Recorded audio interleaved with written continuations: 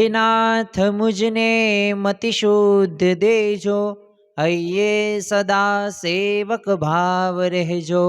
छो शब्दो मारा पण आप आवीने कहजो, राजी थई अक्षर भाव देजो, राजी थई अक्षर भाव देजो। श्री स्वामिनारायण भगवाननी जय। अक्षर पुरुषोत्तम महाराजनी जय। गुणातीतानंद स्वामी महाराजनी जय। प्रमुख स्वामी महाराजनी जय। प्रगट गुरु हरि महंत स्वामी महाराजनी जय। सुरत अक्षरधाम महोत्सवनी जय। दरेक दिव्य हरिभक्तोने भावथी जय स्वामी नारायण। આવતીકાલનો દિવસ એટલે મકર સંક્રાંતિનો દિવસ। આવતીકાલનો દિવસ જેને આપણે સૌ કોઈ ઉત્તરાયણ તરીકે એ ઓળખીએ છીએ। તો આજના આપણા પ્રવચનનો મુખ્ય વિષય એ મકર સંક્રાંતિના દિવસે એ દાનનો શું મહિમા છે તે નહીં, પરંતુ જેમ એ ધનુ રાશિમાંથી મકર રાશિમાં એ સૂર્યદેવ પ્રવેશ કરે છે અને આ ઉત્તરાયણને પણ એક દક્ષિણ દિશામાંથી ઉત્તર દિશા તરફ વહે છે।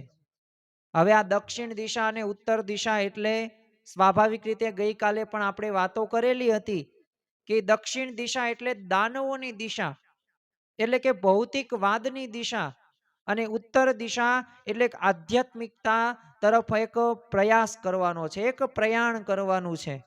અને જો આપણો પ્રયાસ હશે અને જો પુરુષ પ્રયત્ન હશે ને તો આપણે એવી ઉચ્ચ સ્થિતિ સુધી પહોંચી શકીશું।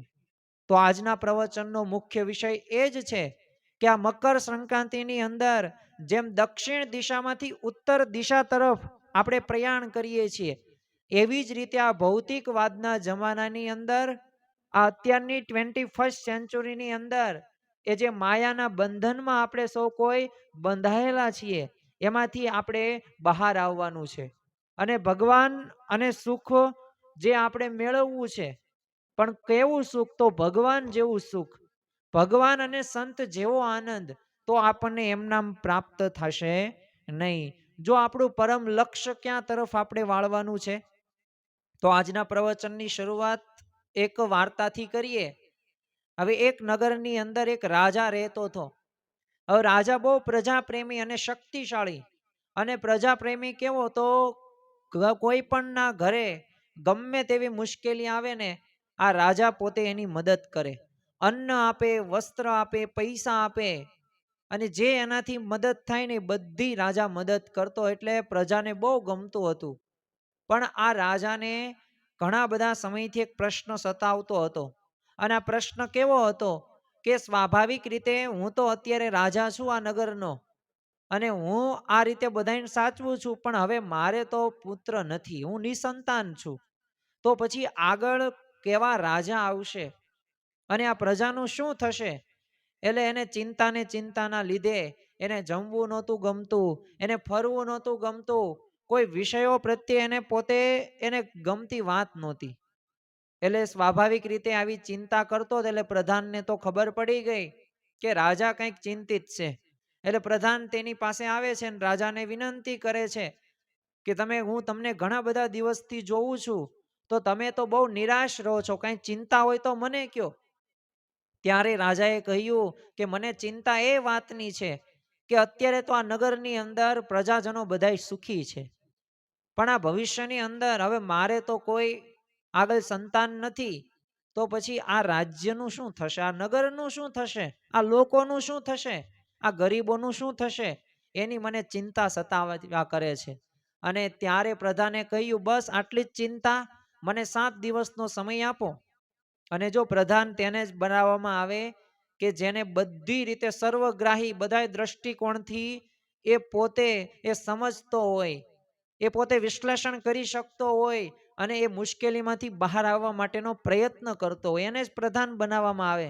એટલે પ્રધાનના આ વાત કરી 7 દિવસનો સમય, એટલે રાજાએ કીધું કંઈ વાંધો નહીં, અને 7 દિવસનો સમય આપવામાં આવે છે। પણ આ પ્રધાન બહુ બુદ્ધિશાળી હતો, એને ગામની અંદર નગરની અંદર એ ઢંઢેરો પીટવ્યો અને કહ્યું કે જો 5 દિવસ બાદ આપણે એક સ્થળ ઉપર 1 કિલોમીટરની રેસ છે, અને જે જીતી જશે, જે ઝડપથી દોડશે ને અને વિનર પોતે થઈ જાય એને રાજા બનાવવાનો છે આ નગરની અંદર. અને રાજા પોતે રાજમુકટ એને પહેરાવશે. અને બધાને વાત તો વાયુ વેગે એ નગરની અંદર પ્રસરી. અને નાના નાના બાળકો હોય, એ વૃદ્ધો હોય, અરે અમુક તો યુવતી હોય, યુવકો હોય, આ બધાય તે પોતે તૈયારી કરવા લાગ્યા.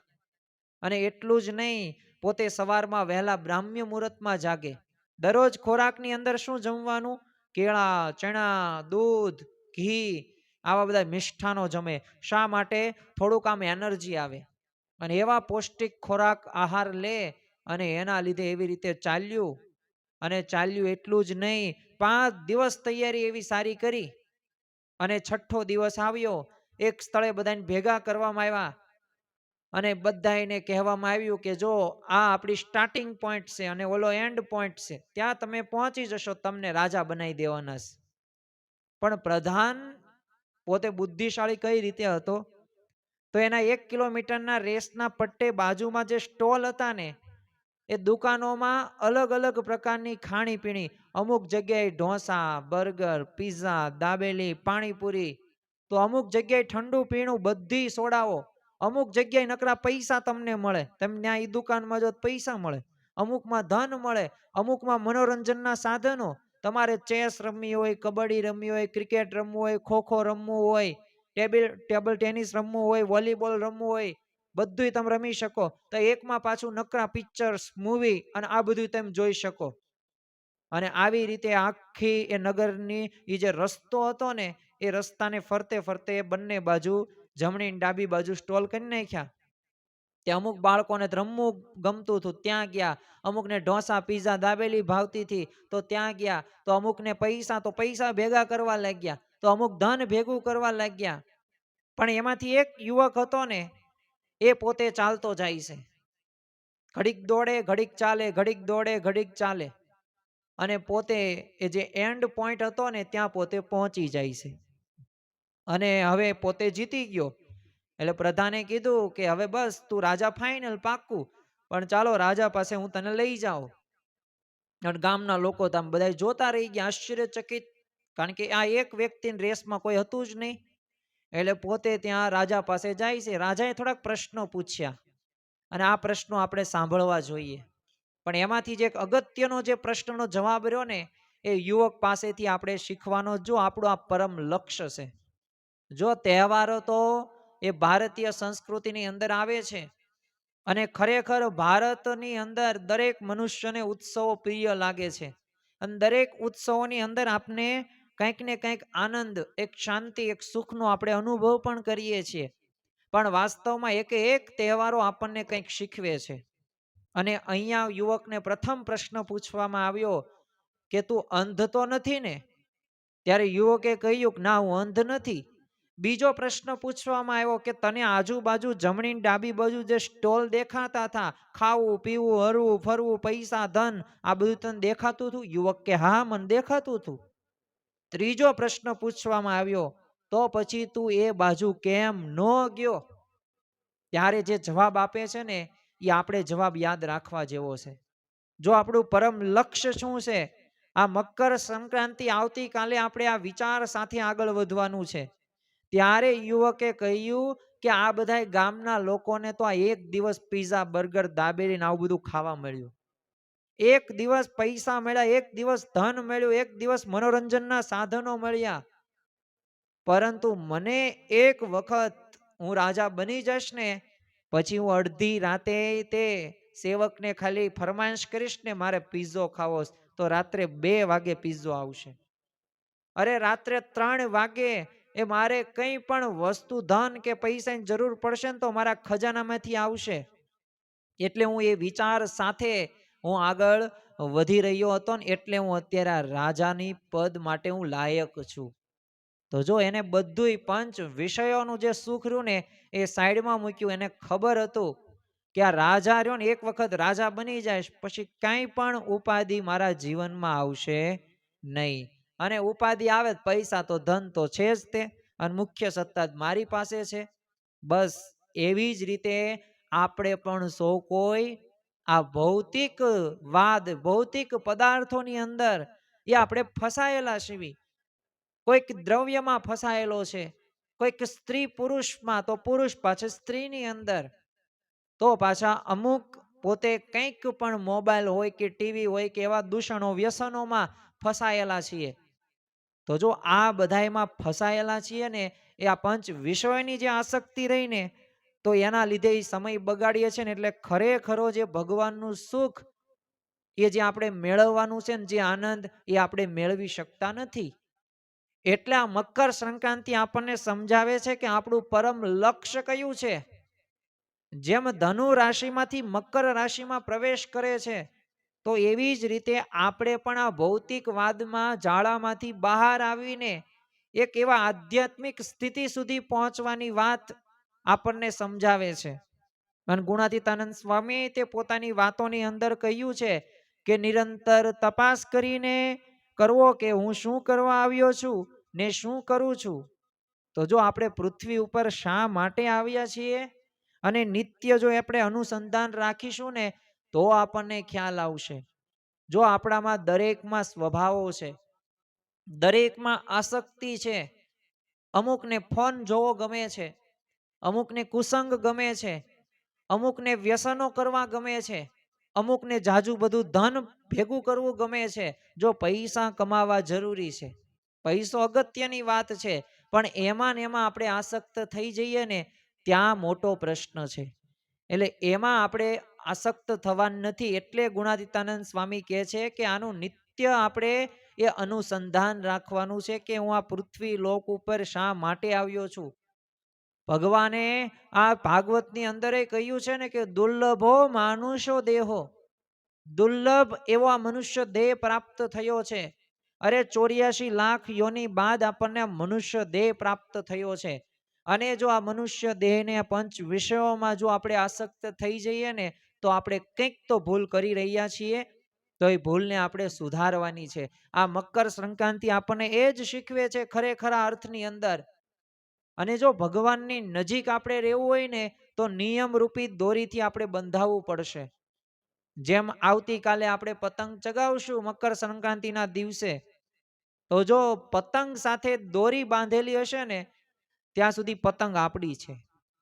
એમ ભગવાન આપણી સાથે ક્યારે રહેશે કે જ્યારે નિયમ રૂપી દોરીથી આપણે ભગવાનને બાંધીશું. અને જો ભગવાન એ યુદ્ધે કરીને, તપે વ્રતે કરીને એટલા બધા વિજેતા આપણે એમને કરી શકતા નથી. એમને વશ કરવા હોય ને, તો ભક્તિએ કરીને વશ કરવા જોઈએ. જો પ્રહલાદજીએ 10,000 વર્ષ સુધી યુદ્ધ કર્યું, પણ ભગવાન જીતાડ્યા નહીં.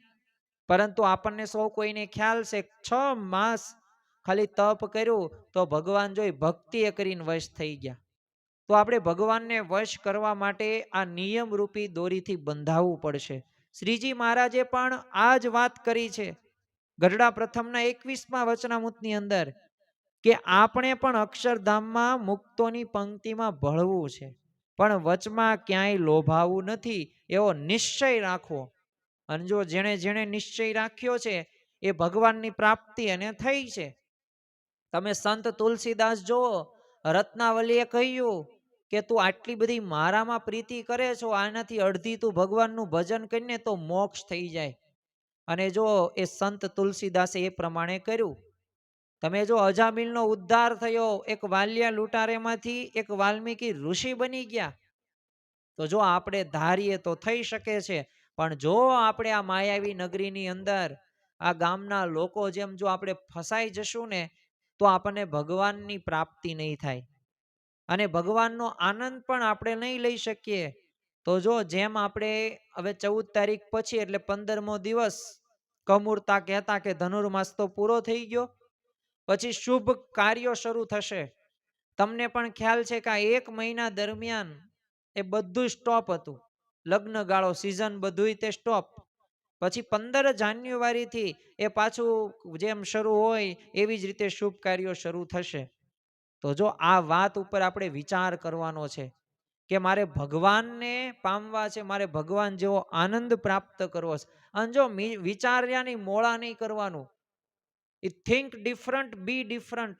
એ જુદું વિચારો તો જુદા બનશો. પણ આ સંતો અને ભક્તો જે વિચારે છે ને, એ વિચારવા માંડવીને તોય આપણે બીજાથી અલગ થઈ જઈએ. અને બીજા પાસે ધન સંપત્તિ હોય ને તો એને આનંદ ન આવતો, એનાથી 3 ગણો નહીં, અનંત ગણો આનંદ એ આપણને ભગવાનની મૂર્તિમાં એ સુખમાં આવતો હોય. આપણે સાવ સામાન્ય મોળા વિચારો કરીએ છીએ. ઘણા બધા તો એક સામાન્ય લસણ ડુંગળી જેવા નિયમો હોય તો એ પણ સારધાર રીતે પોતે પાલન કરી શકતા નથી. એક રવિ સભાનો પણ નિયમ એ યથાર્થ રીતે પોતે પાળી નથી શક્યા. અરે ઘર સભા હોય તો સબ દર્દો કે એક દવા ઘર સભા, પણ આ ઘર સભા પણ એ આપણે કરી નથી શકતા. તો જો નિયમો વિચારો રહ્યા ને એ આપણે મોળા કરીએ છીએ. વિચારો કેવા કરીએ છીએ તો એક આ દ્રષ્ટાંત આ તકે મને યાદ આવે છે. એક યુવક હતો. હવે આ યુવક પોતે બેરોજગાર થઈ ગયો. હવે ઉંમર એની 25 વર્ષની. હવે પોતે નોકરીની શોધ માટે એ રાજકોટથી અમદાવાદ જાય છે. એને ટ્રેન પકડી અને ટ્રેનમાં પોતે બેઠો, પણ હવે પરિસ્થિતિ સાવ સામાન્ય હતી. હવે બેરોજગાર હતો એટલે પૈસા તેની પાસે હતા જ નહીં. એટલે ઘરેથી છે ને 3 ખાનાવાળું ટિફિન એની પાસે હતું, પણ 2 ખાના ખાલી અને 1 ખાનું છે ને એ રોટલાનું ભરેલું હતું, એ પાછી 3 જ રોટલી. એટલે આવી રીતે પોતે મુસાફરી, એટલે હવે સમય થઈ ગયો ટ્રેનની અંદર 12:15નો. એટલે આને વિચાર શું કર્યો કે મારે જો અમદાવાદની અંદર નોકરી શોધવાની છે, એમ કઈ નોકરી તો મળશે નહીં તાત્કાલિક, અને જમવાનો કઈ મેળ આવે ન આવે તો આ ટ્રેનના ડબ્બામાં તે હું જમી લઉં. એટલે શરમ કે સંકોચ રાખ્યા વગર પોતે ટિફિનના ખાના ખોલે છે તો 2 ખાના તો ખાલી જ હતા. 1 ખાનું ભરેલું હતું એ રોટલાનું જ હતું ખાલી. એટલે પોતે છે ને એક બીજું ખાનું જે ખાલી હતું ને એ રોટલી પેલા તોડે, પછી એમાં બોળે અને પછી જમે. એટલે આમ લુખું જમે. એટલે સ્વાભાવિક રીતે આજુબાજુ જે પેસેન્જરો હતા ને એને ચિંતા શું થઈ કે આ ભલો માણો કેટલો ગરીબ છે, પણ આ કઈ ખબર નથી પડતી કે આ ડબ્બાની અંદર એ સ્વાભાવિક રીતે કંઈ છે નહીં, તોય તે પોતે એ કેમ બોળીને જમે છે. તો આનું કારણ શું? તો સ્વાભાવિક રીતે ત્યારે કંઈ તો એ કંઈ બોલ્યો નહીં, પણ બીજા બધા રહેવાયનું નહીં. એટલે એને વાત કરી. એક પેસેન્જર હતો, એ કે તમે આ કેમ આવી રીતના કરો છો? અને ત્યારે એણે કહ્યું કે જો આ બીજા ખાનાની અંદર ભલે તમને કંઈ દેખાતું ન હોય, પણ એની અંદર અથાણું છે ને એ વિચાર સાથે હું બોળી બોળીને જમું છું. એટલે તમે એમ મારી બહુ ચિંતા ન કરતા, હું જમું જ છું તમતા, તમે હું કઈ લુખો રોટલો નથી જમતો. તો ત્યારે ઓલા બધા પેસેન્જર એમાંથી એક હતા ને પોતે એક ભલા માણસ, તારે વિચાર જ કરવો છે તો પછી તો આખા ભરેલા રીંગણા હોય, શાક હોય, રીંગણા બટેકાનું કાજુ ગાંઠિયાનું શાક હોય, પંજાબી શાક હોય, તો આ બધાનો વિચાર કરીને તું જમને આ અથાણુંમાં કેમ આવી રીતના વિચાર કરીને જમે છે? બસ આ દ્રષ્ટાંત તો અહીંયા પૂરું થઈ જાય છે. પણ આ વાત કેટલી સમજવા જેવી છે કે આપણે પણ વિચારો છે ને પંચ વિષયો સંબંધિત જ કરીએ છીએ. જે આપણે ભગવાનનું સુખ મેળવવું છે, જે ભગવાન જેવો આનંદ આપણે મેળવવો છે ને ત્યાં તરફ આપણે દ્રષ્ટિ કરતા જ નથી. આપણે એવા લુખા વિચાર કરીએ છીએ ને આખું જીવન આપણું છે ને એમાં પસાર થઈ જાય છે. એટલે આપણે વિચાર તો કેવા રાખવા? મોટા જ વિચાર રાખવા. ભગવાન અને સંતને કેમ રાજી કરી શકીએ, કેમ તને મને ધને આપણે અર્પણ કરીએ, એ સમર્પણ કરીએ, આ વિચાર સાથે જ તે જીવન જીવવું જોઈએ. જો ગઢાળીના આંબા શેઠ જોવો, બોટાદના શિવલાલ શેઠ જોવો, અગતરાયના પર્વતભાઈ જોવો, અરે ગઢપુરના દાદા ખાચર જોવો, આ બધાય ભક્તો, જીવુબા, લાડુબા, આ બધાય ભક્તોમાં જીવનમાંથી આ શીખવા મળે છે. એમને ભગવાનને પ્રસન્ન કરવા માટે એ તન મન ધન બધું અર્પણ કરી દીધું. એક પણ સ્વભાવ એવા નહોતા રાખ્યા કે જે ભગવાનને ન ગમતા હોય. તો આપણે પણ આ મકર સંક્રાંતિના દિવસે ખાસ આ સંકલ્પ લેવો જોઈએ કે આપણે પણ આ ભૌતિકવાદમાંથી, આ પંચ વિષયોમાંથી એક આધ્યાત્મિક તરફ પ્રયાણ કરીએ. જેમ આપણે શુભ કર્મો કરીએ પછી શુભ ચોઘડિયા લેવામાં આવે, લગ્ન હોય, પ્રસંગો હોય, કેવા ઉત્સવોની અંદર આપણને ગમે છે, એવી જ રીતે આપણું જીવનની અંદર પણ એક આધ્યાત્મિક એક ઉત્સવ આવી જાય, એક આધ્યાત્મિક આપણે પ્રગતિ કરી શકીએ ને, એ આ મકર સંક્રાંતિના દિવસે આપણે સંકલ્પ કરવો જોઈએ. ગુણાતીતાનંદ સ્વામીએ પોતાની વાતોની અંદર કહ્યું છે કે આપણો જન્મ બે વાત સિદ્ધ કરવા સારું થયો છે. એક તો અક્ષરરૂપ થવું ને પુરુષોત્તમમાં જોડાવું. લોયાનું 7મું વચનામૃત. બ્રહ્મરૂપ થઈને પરબ્રહ્મની ભક્તિ કરવી. બ્રહ્મરૂપ આપણે સર્વ કોઈને થવાનું છે. એકાંતિક ધર્મના અંગો ધર્મ, ભક્તિ, જ્ઞાન અને વૈરાગ્ય એ આપણે આત્મસાત કરવાના છે. જો જેમ ખુરશી હોય ને એમાં એક પાયો ન હોય ને તો ખુરશી ઉપર કોઈ બેસી ન શકે. એમ તમારા ધર્મ, ભક્તિ, જ્ઞાન છે પણ વૈરાગ્ય નથી તો વૈરાગ્ય ઘટે છે. ચારે ચાર અંગો રહ્યા ને ચારે ચાર પાયા એ વ્યવસ્થિત હોવા જોઈએ. તો આ મકર સંક્રાંતિના દિવસે આપણે સંકલ્પ કરીએ. તે પણ આપણે જ્યારે નાના હતા ને ત્યારે આપણે ઘણી બધી વખત એક વાક્ય ઉચ્ચાર્યું હશે કે આપણે તો અક્ષરધામમાં જાવું છે, એવો એક સંકલ્પ રાખવો. તો જો આ સંકલ્પની વાત એ કોઈ સામાન્ય વાત નથી. જો આપણનો ધ્યેય ખબર પડી જાય ને તો ખ્યાલ આવે આપણે ક્યાં પહોંચવાનું છે. અને જો આપણને આજ શીખવે છે આ બધા તહેવારો, ઉત્સવો. હવે આપણે જે મુદ્દા ઉપર વાત કરવી છે, આ ધ્યેય તો આપણો છે જ, તે ભગવાનને પામવા જ છે, ભગવાન જેવું સુખ મેળવવું જ છે. પણ જે આ ભૌતિકવાદના સુખમાંથી એ આપણે થોડાક બહાર આવીએ. ઘણા બધાને કેવું લાગે છે, મારી પાસે ધન હોય, સંપત્તિ હોય, અરે થોડાક પૈસા વધુ હોય, થોડુંક માન મળે, સત્તા મળે, આવડત મળે એટલે હું સુખી, અને એ બધું ન મળે તો હું દુખી. અરે સ્વાભાવિક રીતે ભૂતકાળના તમે થોડાક દ્રષ્ટાંતો જોવો ને તો આપણને ખ્યાલ આવે કે એમની પાસે ઘણું બધું હતું પણ છતાં સુખ નહોતું. કારણ કે આ જીવનની એક પરિસ્થિતિ કેવી છે, રાજા ભી દુખિયા, રંક ભી દુખિયા, ધનપતિ દુખિત વિકાર में, વિના વિવેક ભેખ સબ દુખિયા, જૂઠો તન અહંકાર में. અહીંયા તો રાજા પણ દુખી જ છે, અહીંયા ગરીબ પણ દુખી જ છે. એટલે આપણને જે અફસોસ થાય છે ને, મારી પાસે આ નથી. મારા પાડોશીને ઘરે 2 ડોરનું ફ્રીજ લીધું, મારા મામાના છોકરાએ 10 લાખની કાર લીધી, ઓલામને 2 મકાન, મારા સામાન્ય આટલું જ મકાન. અરે આ અસંતોષ જે વ્યક્ત કરવી છે ને એ જ દુઃખનું મુખ્ય કારણ છે. દુઃખ કોઈ પરિસ્થિતિમાં નથી, દુઃખ એ મનની પરિસ્થિતિમાં છે. એટલે સમજણ વાળા કોને કીધા છે? એ સંતને સમજણ. સંત એટલે કહેતા સમજણ. જેનામ સમજણ છે ને એ પોતે સુખી રહી શક્યા છે. બાકી જો આપણે કેવા ભૌતિકવાદની અંદર, એક ભૌતિકવાદ કેવો છે કે આમ ધન સંપત્તિ મળી જાય ને એટલે કઈ વાંધો ન આવે. તો આપણે એક દ્રષ્ટાંત જોઈએ આ તકે અને પછી સમજવાનો પ્રયત્ન કરીએ કે આ ભૌતિકવાદ રહ્યો એ આપણને છેલ્લે અંતે સુખી કરે છે કે દુખી કરે છે. તો કિંગ સોલોમન થઈ ગયા, પોતે ઇઝરાયલના મહાન રાજા, અને જેરુસલેમનું જે મંદિર છે એ બાંધનાર કોણ રાજા? તો આ કિંગ સોલોમન. હું તમને થોડાક આંકડાઓ કહું આ તકે, જેથી આપણને ખ્યાલ આવે કે આપણી પાસે પૈસા કે ધન આટલું બધું હશે ને તોય સુખનો અનુભવ નહીં થાય. પણ આ રાજાનું તે આપણે પેલા જીવન તપાસશે. 18,126 કિલો સોનું હતું. 10 ગ્રામ સોનાનો ભાવ અત્યારે હાલમાં આજે તારીખ થઈ 13 જાન્યુઆરી 2026, 1,41,000 સમથિંગ રાઉન્ડ ફિગર આપણે આંકડો રાખીએ. કેલ્સીમાં આંકડા નહીં સમાય એટલું તો સોનું આની પાસે હતું. સોનાની ક્યાં વાત કરો, 1400 જેટલા તો રથ હતા.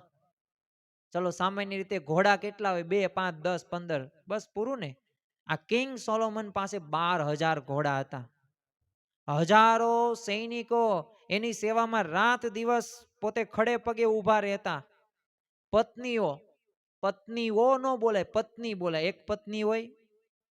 પણ આ રાજાને 700 પત્નીઓ હતી, 300 તો ઉપપત્નીઓ હતી. અરે શ્રેષ્ઠમાં શ્રેષ્ઠ દારૂ, શ્રેષ્ઠમાં શ્રેષ્ઠ પુસ્તકો, શ્રેષ્ઠમાં શ્રેષ્ઠ એને જે જગ્યા જે પદાર્થ એને મેળવવો હોય ને એ પોતે મેળવી, એને કપડાં જોતવા હોય, એનું મકાન બધું સારામાં સારું હતું. પણ આ જીવનના છેલ્લા એ અંત ભાગની અંદર એ પોતે આ બધું ભોગવીને પણ શું બોલે છે કે હું છે ને એક અંધ વ્યક્તિ છું, જેમ અંધારી કોટડીની અંદર પુરાયેલો છું. અને આ અંધારી કોટડીની અંદર એક બિલાડીને હું શોધી રહ્યો છું પણ કોટડીની અંદર બિલાડી છે જ નહીં, એવું મારું આખું જીવન છે.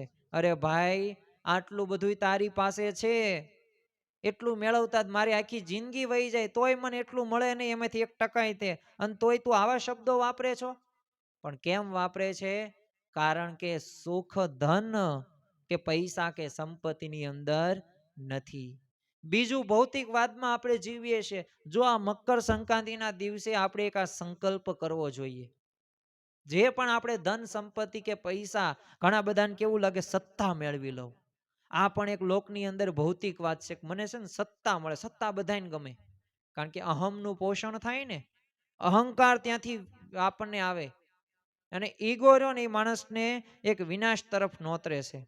નેપોલિયન બોનોપાર્ટ થઈ ગયો, 10 વર્ષ પોતે રાજા રહ્યા, સફળ, બધા યુદ્ધની અંદર સફળ, અડધા એ દુનિયા ઉપર આ નેપોલિયન બોનાપાર્ટે એ પોતે રાજ્ય કર્યું હતું, આટલી બધી સત્તા, પણ છતાં પણ એ જીવનના અંત ભાગની અંદર શું બોલે છે કે જિંદગીમાં સુખના મેં 6 દિવસ પણ નથી જોયા. કેટલા દિવસ? 6 દિવસ પણ નથી જોયા. અરે આટલી બધી સત્તા તારી પાસે છે, છતાં પણ તું કેમ આવા ઉદ્ગારો કે? પણ અનુભવ જ એ નથી થયો, સુખ એને મળ્યું જ નથી. તો જો આ વિચાર સાથે જ્યારે આવા ઉદાહરણો આપણને ખ્યાલ હશે ને, ત્યારે આધ્યાત્મિક તરફ આપણે વળશું. બાકી જ્યાં સુધી અજ્ઞાન છે ને જીવને, ત્યાં સુધી ભગવાન કે આધ્યાત્મિકના તરફ એને વળવાનું મન થતું નથી. તો આવા તો ઘણા બધા ભૌતિક વાત છે, પણ આપણે સમયની મર્યાદા અનુસારે આજે આપણે આવા બે જ ભૌતિકવાદની વાતો કરી છે.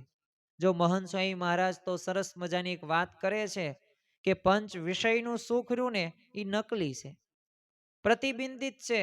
અરે પડછાયો છે, મૃગજળ સમાન છે. એ સુખ રહ્યો ને એ સુખનો ખરેખર તો ભ્રમ જ થાય છે. ચાલો હું તમને એક એક્ઝામ્પલ દઉં. પ્લાસ્ટિકનું હું તમને સફરજન આપું તો એમાં સુખ આવે? નો આવે, ક્યારેય, નેવર એવર. ગમે એટલી તમે પ્રાર્થના કરો સફરજન આગળ, કે ગમે એટલું ધૂપ કરો, પ્રદક્ષિણા ફરો સફરજનની, પણ એ પ્લાસ્ટિકનું તમે એ સફરજન ખાઈ શકો નહીં. બસ એવી જ રીતે આ પંચ વિષયનું શબ્દ, સ્પર્શ, રૂપ, રસ, ગંધ કેટલું ભોગવશું, પાર જ નથી આવવાનો. એક વખત ઢોસા ખાધ્યા, તમને એમ લાગે છે કે બીજી વખત આ મન નહીં કરે ઢોસા ખાવાનું, ઈચ્છા થશે જ તે. એક દેશમાં ફરવા ગયા, તમને શું લાગે છે ત્યાં સુખ બધું મળી ગયું? અરે મન બીજું કે છે નેક્સ્ટ કયા દેશમાં ફરવા જવું છે. એક વખત નવા કપડાં પહેર્યા, તમને શું લાગે છે મન નહીં બીજી વખત નવા કપડાં માગે? માગશે જ તે. જીવનના અંત ભાગ સુધી બધું માગવાનું જ છે. આના મનનું કામ જ એ છે. એટલે જ આપણે મન ઉપર વિજય પ્રાપ્ત કરવાનો છે. કેટલી તમે સગવડતા મેળવશો, કેટલું જીવન ધોરણ ઊંચું કરશો, એનો પાર આવે એમ છે જ નહીં. લેવલ રહ્યું ને વિષયોનું, કોઈ માપી જ શક્યું નથી. જેટલું ભોગવશો ને એટલું વધુ ભોગવવાની ઈચ્છા થશે. પણ એક બ્રેક કરીએ, એક ત્યાંથી આપણે આગળ વધતા અટકી જઈએ, તો આપણે ભગવાન તરફ આપણી દ્રષ્ટિ વળે. એટલે જ તે પંચ વિષય રહ્યો ને એ આ સુખ રહ્યું ને એ ભ્રમ જેવું છે. એ સુખ આપણે એક માનેલું છે, પણ ખરેખર સાચું સુખ નથી. તો સાચું સુખ કેમાં છે?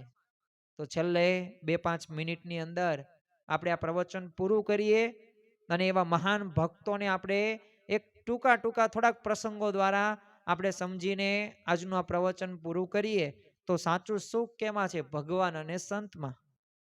નરસિંહ મહેતા મેરે તો ગિરધર, તમે જો આ સ્વાભાવિક રીતે ગિરધર ભગવાનને તે પોતે આગળ રાખતા, હુંડી સ્વીકારો, તમે જોવો.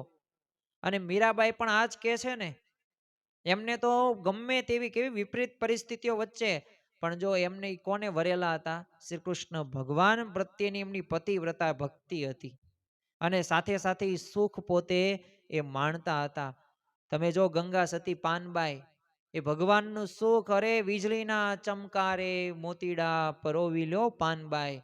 આ સાસુ કોઈ પુત્ર વધુનો આવો ઉપદેશ અત્યારે આપે, બહુ મોટી વાત કહેવાય. પણ ભાગ્યે જ કોઈક આવા હશે કે આધ્યાત્મિક એક આવા વિચારો આપે. અને ગંગા સતી પાનબાઈ આ પ્રમાણે ભજન ભક્તિ કરે છે ને, એના ભજનો આપણને પદો એ ખરેખર અંતરને એક આપણે લાગે કે ના, ખરેખર આ ભગવાનનું સુખ રહ્યું ને એવું છે. અરે તમે જો શબરી માતા, ભગવાનનું સુખ હવે ક્યાં એમને ખબર હતી કે ભગવાન ક્યારે આવશે. ખાલી માતંગ ઋષિએ કીધું કે તારી ઝૂંપડીમાં આવશે ભગવાન.